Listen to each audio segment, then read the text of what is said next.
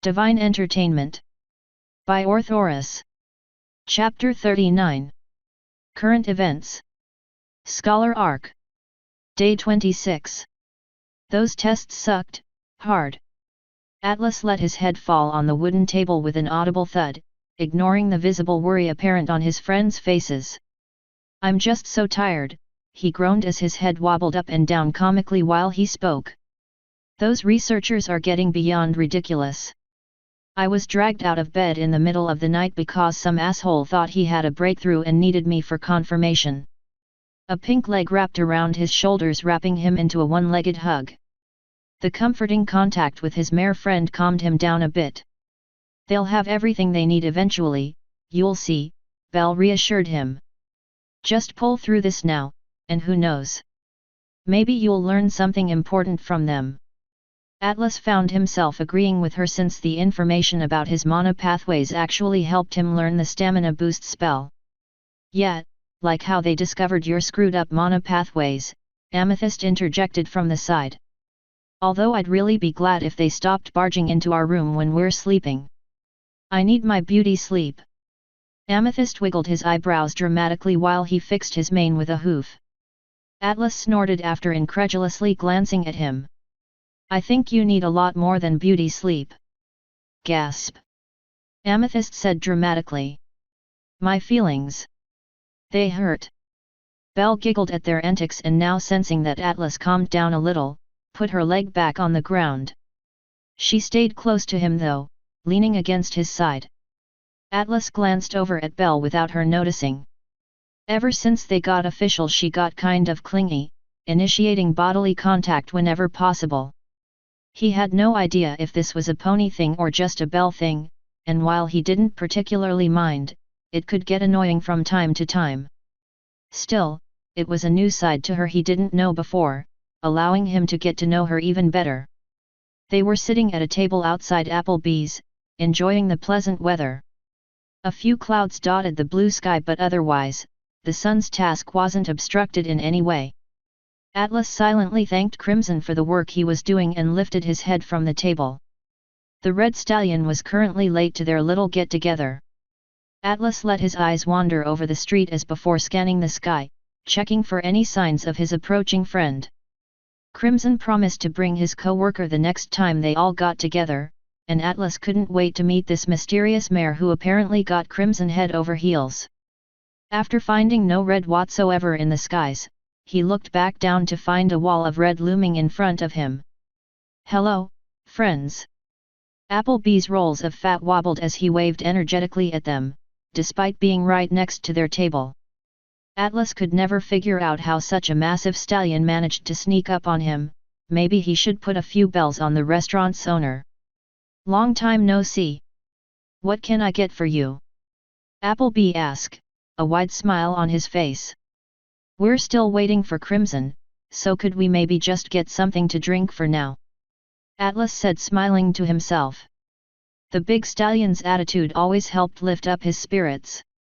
"Sure thing, just let me know what you need." "A glass of cider for me please," Atlas said. "For me too," Belle added. "Just some water, please," Amethyst said. "All right, 2 ciders and 1 water, coming right up." Applebee confirmed and made to turn around. "But before I do that..." He stopped his motion, eyeing them curiously. "What's this?" He alternated between pointing at Atlas and Belle, who were still leaning on each other for support. Applebee squinted his eyes at them, waiting for an answer, only getting a matching set of confused stares back until Atlas finally made the connection. We're kind of a thing now." Atlas answered him, a sheepish look on his face. Applebee's face lit up like a kid on Christmas morning, a very unmasculine squeak escaping his lips. Before either of them knew what was going on, Atlas and Belle were wrapped into a mass of red and green. The huge stallion practically lunged at them, pulling them into a hug. "Oh, I'm so happy for you too," Applebee shouted. It was about time, really. Atlas struggled against his new flesh prison, Applebee showing a surprising amount of strength. Belle on the other side laughed happily, not bothered by the stallion's show of affection. "Amethyst, help!" Atlas managed to squeak out, his eyes locking pleadingly onto Amethyst's.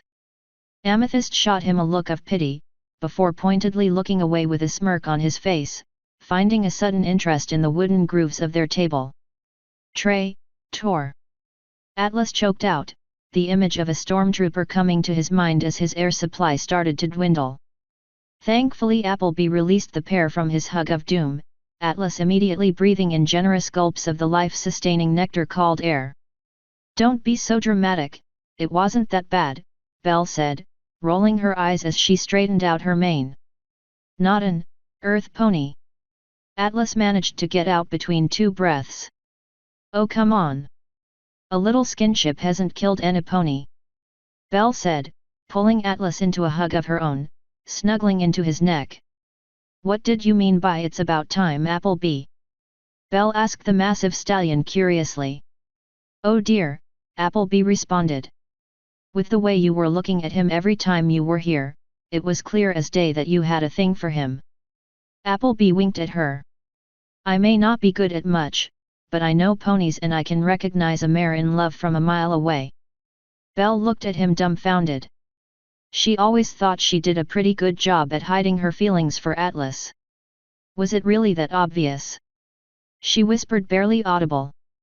"Well, anyway, let me get your drinks," Appleby said as he turned around. "And congratulations again." They watched their host retreat back inside the restaurant to get their beverages, silence reigning over the table with an iron hoof after the display they just got. "If it helps, I never noticed," Atlas said after he caught his breath and calmed down. He started to lean into Belle's embrace, which seemed to be frozen in place. "Hey!"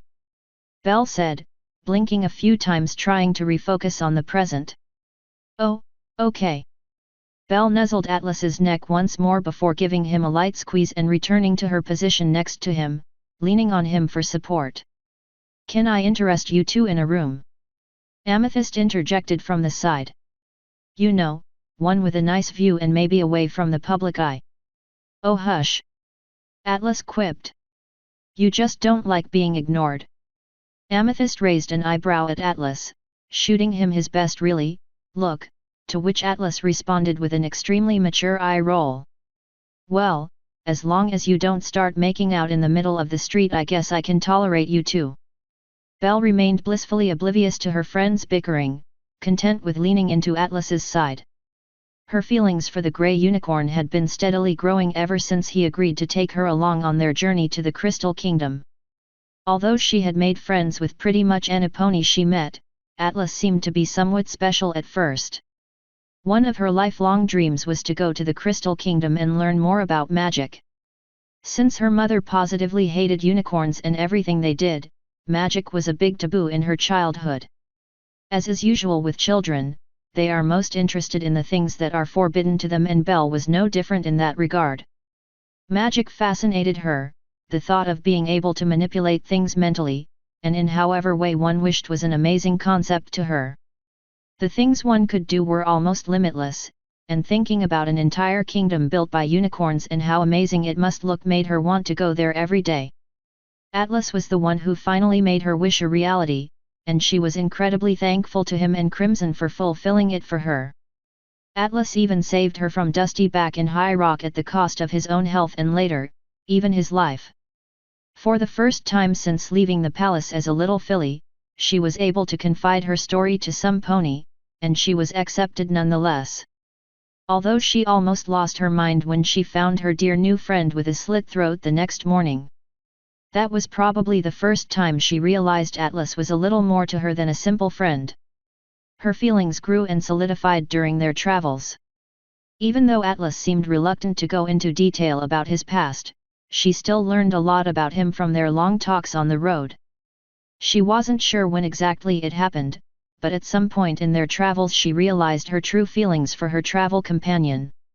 Not wanting to make things awkward, she bided her time, testing the waters if he possibly shared her feelings and waiting for the right moment to confess.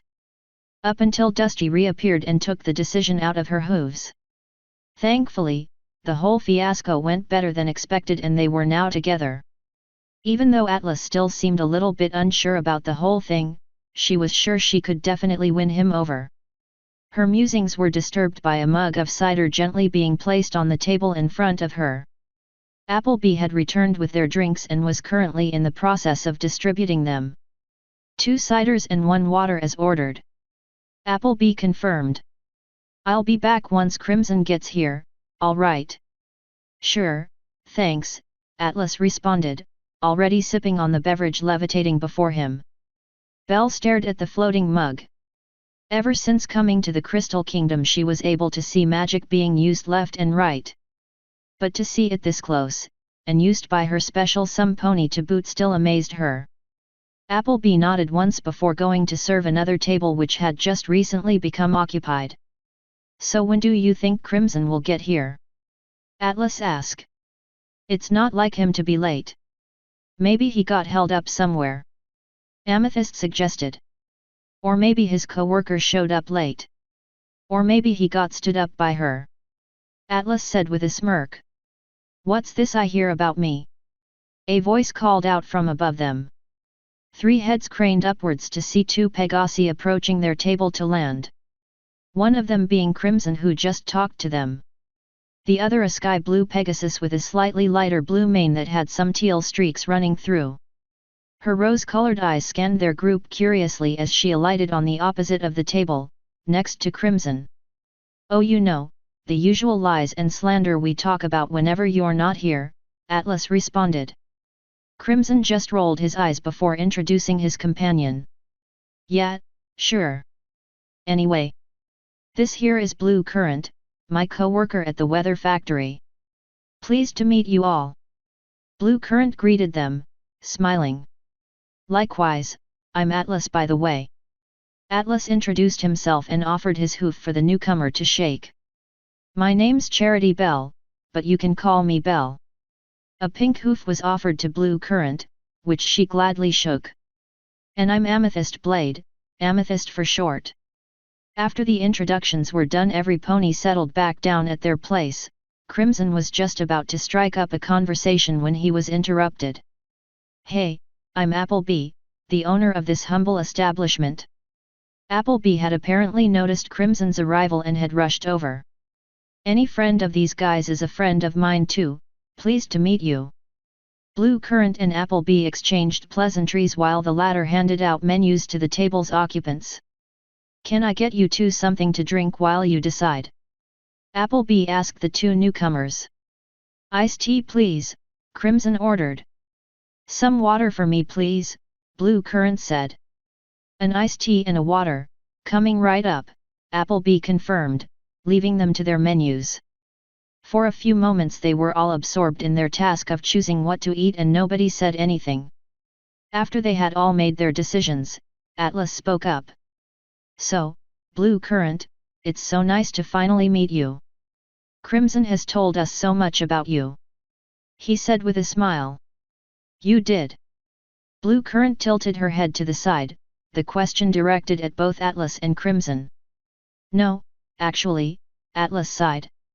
Crimson here has told us next to nothing about you, so why don't you introduce yourself? What do you like to do, all the good stuff, you know. Crimson shot Atlas an annoyed look, while Crimson received an amused one from Blue Current. Sure, so, where to begin? Blue Current tapped her hoof on the table a few times, lost in thought. Well, I'm sure as you all know, I work at the weather factory with Crimson, we're on the same team. My father owns the factory by the way. In my free time, I enjoy hanging out with my friends, reading a good book or training for some aerial stunts, Blue Current smiled. I'm generally always up for fun stuff, so you know, if you got something planned, be sure to invite me. While Atlas was listening, he was actually more interested in Crimson than Blue Current. He seemed to act as nonchalant as possible, but Atlas caught him glancing at Blue Current rather often and generally acting more awkward than usual. Almost as if he had no idea how to act around her. Geez, I hope he isn't like that while at work too. Atlas thought to himself. Atlas wondered how crazy his introduction would be if he told the truth. Cool, I'm Atlas, full name Alexander Atlas Riptus. I'm an immortal being, sort of responsible for the creation of your universe and on my way to becoming a god myself. By the way, the creation story you all believe in is wrong. My gods just made this place on a whim as a prison for me. Wouldn't it be fun to introduce himself like that? Atlas suppressed a sigh and put a smile on his face. Well, as I've already said, I'm Atlas, he introduced himself for real this time. I'm currently enrolled in the kingdom's military academy while getting an education in magic. I haven't picked a specialization yet.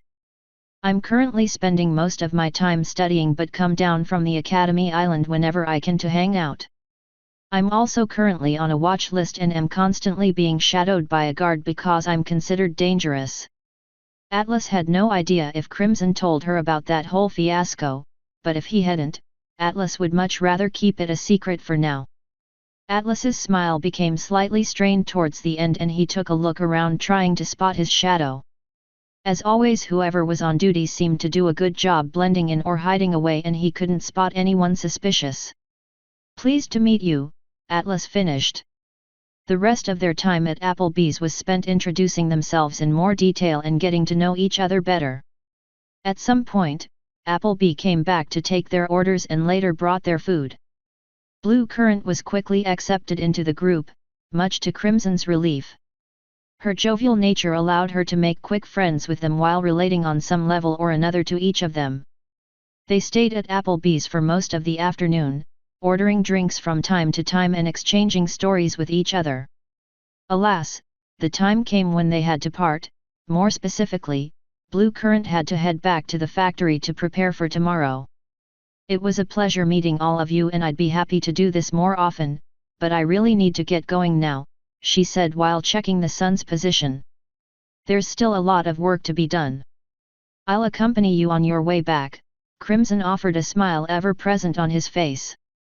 Atlas wiggled his eyebrows at Crimson suggestively when Blue Currant wasn't looking their way, at which Crimson seemed to blush slightly. A fact Atlas was impressed by since his coat was already red. We'd be happy to have you around more often. Belle exclaimed happily. Belle had bonded especially well with Blue Currant, since up until now Belle was the only female in their group. She loved all of her friends dearly, especially Atlas, but there were just some things one couldn't discuss with stallions. Crimson and Blue Currant took off into the air, waving and saying their goodbyes as they flew into the direction of their workplace. I approve, Belle said after they were out of sight, nodding sagely. Approve of what? Amethyst asked, puzzled.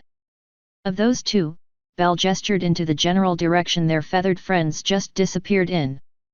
They'd make an awesome couple. Are you Crimson's mother now or what? Atlas asked, bemused. They grow up so fast, Belle said overdramatically, wiping away a fake tear with her fetlock. Belle's antics garnered her laughs from both Atlas and Amethyst, as they also got up to return to their respective homes. Author's note: INB for Coral Reef jokes. This is more or less just a chapter to remind everybody that Blue Currant still exists. Have you forgotten about her? If yes, try to remember from now on, cause she's going to appear a few more times. Happy face. Once again, thanks to my editor Ambrose and my proofreader Kilobytes for a job well done. Today's chapter was brought to you by this song. Bonus video. End author's note.